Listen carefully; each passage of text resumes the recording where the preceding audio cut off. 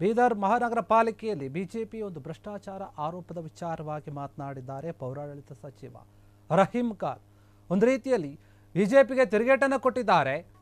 ಏನು ಬೀದರ್ ಪಾಲಿಕೆಯಲ್ಲಿ ಬಿಜೆಪಿ ಭ್ರಷ್ಟಾಚಾರದ ಒಂದು ಆರೋಪವನ್ನು ಮಾಡಿತ್ತು, ಆ ವಿಚಾರವಾಗಿ ಮಾತನಾಡಿರುವಂಥದ್ದು ಪೌರಾಡಳಿತ ಸಚಿವ.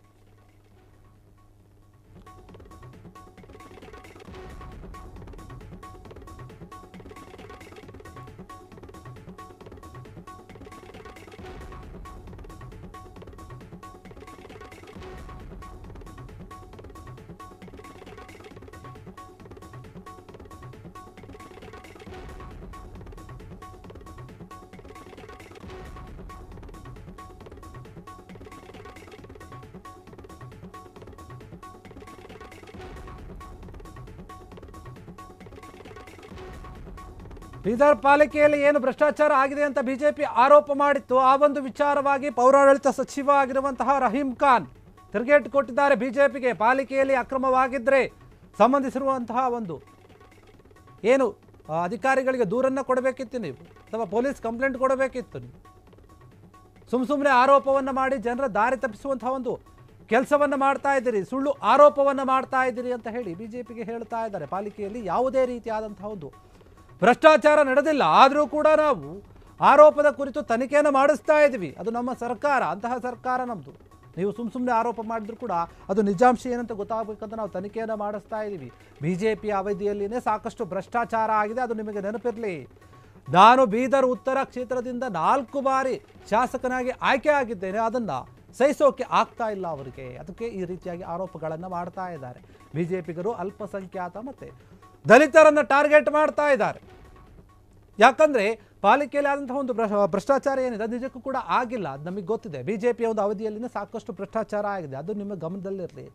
ನಾನು 4 ಬಾರಿ ಶಾಸಕನಾಗಿ ಆಯ್ಕೆಯಾಗಿದ್ದೀನಿ, ಅದು ಸಹಿಸೋಕ್ಕಾಗ್ತಾ ಇಲ್ಲ ನಿಮಗೆ ಬಿಜೆಪಿಯವರಿಗೆ. ಅದಕ್ಕೋಸ್ಕರ ಇವರು ಬಿಜೆಪಿಯ ನಾಯಕರು ಅಲ್ಪಸಂಖ್ಯಾತರ ದಲಿತರ ಒಂದು ಟಾರ್ಗೆಟ್ ಮಾಡ್ತಾ ಇದ್ದಾರೆ. ನೋಡಿ, ಬೀದರ್ನಲ್ಲಿ ನನ್ನನ್ನು, ಕಲಬುರಗಿಯಲ್ಲಿ ಪ್ರಿಯಾಂಕ ಖರ್ಗೆ ಅವರನ್ನು, ಬೆಂಗಳೂರಿನಲ್ಲಿ KJ ಜಾರ್ಜ್ ಮತ್ತು ಡಾಕ್ಟರ್ ಪರಮೇಶ್ವರ್ ಅವರನ್ನು ಟಾರ್ಗೆಟ್ ಮಾಡ್ತಾ ಇದ್ದಾರೆ. ಬಿಜೆಪಿ ವಿರುದ್ಧ ಈ ರೀತಿಯಾಗಿ ಕಿಡಿಕಾರಿದ್ದಾರೆ ಪೌರಾಡಳಿತ ಸಚಿವ.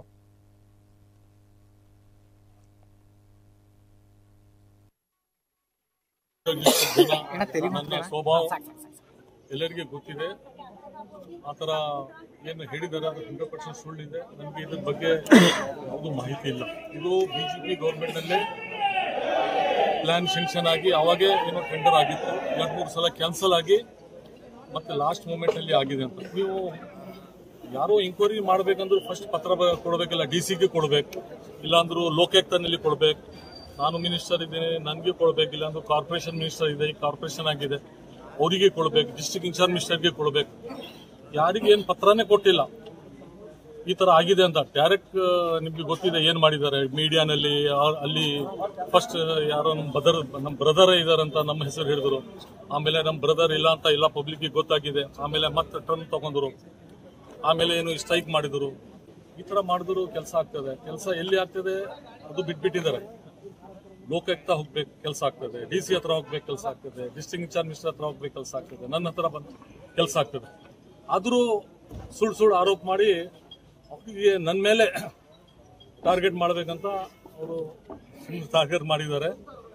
ಟಾರ್ಗೆಟ್ ಯಾಕೆ ಮಾಡ್ತಾರೆ ಅಂದರು, ಬಿಜೆಪಿದು ಕೆಲಸನೇ ಅದೇ. ಏನಿದೆ, ಯಾರು ಒಳ್ಳೆಯವರು ಇದ್ದಾರೆ ಅವ್ರಿಗೆ ಟಾರ್ಗೆಟ್ ಮಾಡಬೇಕು, ಮೈನಾರಿಟಿ ಅವರಿಗೆ ಟಾರ್ಗೆಟ್ ಮಾಡಬೇಕು.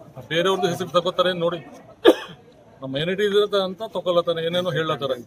ದಲಿತ ಹೆಸರು ತಗೋಬೇಕು, ಹೋಮ್ ಮಿನಿಸ್ಟರ್ ಅವ್ರದ್ದು ಹೆಸರು ತಗೊಂಡು ಅವ್ರಿಗೆ ಪರ್ಸನಲ್ ಫ್ಯಾಮಿಲಿಗೆ ಬೈದ್ಬಿಟ್ಟಿದ್ದಾರೆ.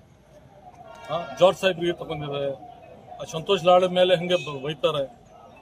ಈ ತರ ಅವ್ರದ್ದು ಸುಳ್ಳು ಆರೋಪ ಮಾಡೋರ ವಿರುದ್ಧ ನಿಮ್ಮ ನಡೆ ಹೇಗಿರುತ್ತೆ ಸರ್? ಅದೇ ನಾನು ಈಗ ಎಂಕ್ವೈರಿ ಮಾಡಿ ಆಕ್ಷನ್ ಮಾಡ್ಲಿಕ್ಕೆ ಹೇಳಿದ್ದೇನೆ. ಅಲ್ಲ ಸರ್, ಅದು ತನಿಖೆ ಆಗುತ್ತಾ ನಿಮ್ಯಾಗ ಸುಳ್ಳು ಆರೋಪ ಮಾಡಿದ್ರೆ ಏನಾದ್ರು ಇದು ಮಾಡ್ತೀರಾ? ಕಾನೂನು ಕ್ರಮ ಏನಾದ್ರು ಡಿಫಾಮೇಶನ್ ಕಾನೂನು ಮೊರೆ ಹೋಗ್ತೀರಾ? ಇನ್ನ ನಾನು ಯೋಚನೆ ಮಾಡಿಲ್ಲ, ಬಟ್ ಆದರೂ ಪಬ್ಲಿಕ್ಗೆ ಗೊತ್ತಾಗ್ಬೇಕಲ್ಲ, ಬೀದರ್ ಜನತಾಗೆ ಇವ್ರು ಯಾರು ಏನು ಹೇಳಿ ನನ್ನ ಬಗ್ಗೆ 100% ಗೊತ್ತಿದೆ. ನಾ ಆ ಥರ ಮಾಡಲ್ಲ ಅಂತ, ನಾ ಜೀವನದಲ್ಲಿ ಮಾಡಲ್ಲ ಸರ್. ಇನ್ನೊಂದು, ಸಚಿವರು ಯಾವುದೇ ಸಭೆಗಳನ್ನು ನಾ ಬಂದ ಮೇಲೆ 4 ಕೋಟಿ ಕೊಟ್ಟಿದ್ದಾರೆ. 2 ತಿಂಗಳಲ್ಲಿ 4 ಕೋಟಿ ಟೆಂಡರ್ ಆಗಿ ಒಬ್ಬ ಕಂಪನಿಗೆ ಸ್ಟಾರ್ಟ್ ಆಗಿದೆ. ವಿತಿನ್ 1-2 ತಿಂಗಳಿನಲ್ಲಿ ಅದು ಕೆಲಸ ಸ್ಟಾರ್ಟ್ ಆಗ್ತದೆ. ಇದು ಸಿಸ್ಟಮೆಟಿಕ್ ಇದ್ದಾರೆ.